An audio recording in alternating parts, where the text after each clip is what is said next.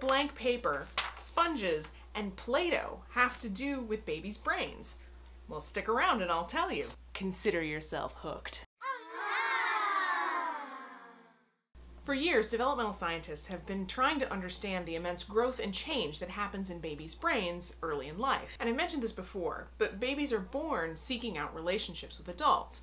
In fact, babies are dependent on adults to survive, and they gather a lot of really important information about their surroundings through their relationships. And over the course of evolution, infants have also come to expect certain types of information during particular periods of development. For example, babies are born with basic visual pathways set up in their brains, but they're dependent on receiving visual input from the surrounding environment in order to strengthen and solidify those visual pathways. Based on the visual input that babies receive from their surroundings, their brains go through periods of synaptogenesis and pruning. But if babies have early vision impairments due to things like cataracts, the lack of that visual input early in life can actually cause permanent vision problems. Even if cataracts are removed later in life and their vision is perfectly healthy, without that important period of visual input, the brain's vision system never recovers. In fact, to preserve typical vision, it's essential for corrective surgeries for some types of cataracts to happen as soon as possible in a baby's life. Sometimes, scientists call these periods of development of things like the visual system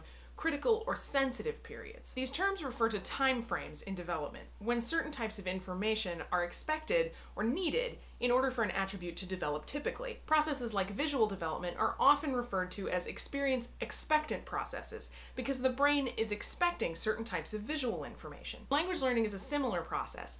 Because of our reliance on social interactions and relationships with others for survival, the development of language has become essential. As a result, young children have become experts in learning to understand and communicate language very quickly and accurately. For more about how children learn language, and because I don't want to recreate the wheel, I'll link below to a great video by the Ling Space on the basics of early language acquisition. In that video, they discuss that babies are born with the ability to take in information about language, but are not predisposed to learn certain types of languages. And this makes sense, right? I mean, if you were born in Japan and then at age 1 started speaking French, that wouldn't be very helpful. So here's the cool thing. Some people, myself included, would argue that language development is actually an example of both experience expectant learning, so our brains expecting to hear language sounds, and a process that scientists call experience dependent learning. Experience dependent learning is just like it sounds, dependent on experience.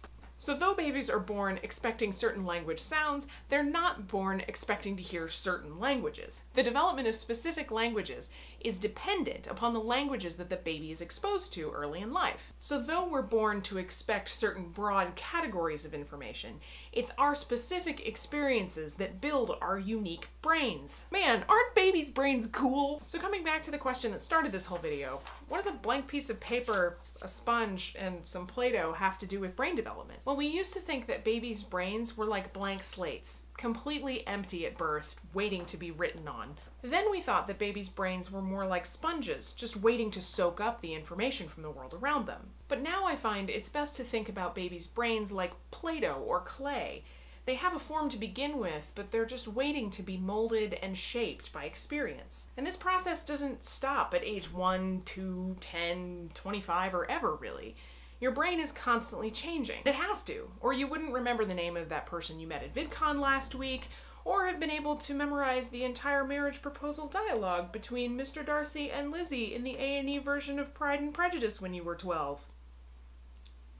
You merely spared me any concern I might have felt in refusing you had you behaved in a more gentlemanlike manner. It's just the degree to which your brain can change that decreases over time. Remember those sensitive periods I talked about? They certainly play a role in how moldable or changeable your brain is, but there's a lot more to it too. But I'll talk more about that process, neuroplasticity, in another video. Shout out to all my new viewers and subscribers, many of whom I met at VidCon. Y'all are awesome! Yay VidCon! So what questions do you have about child development? Let me know in comments. Thumbs up if you liked it. I'd love it if you came back. Thanks for watching, and I'll see you next week.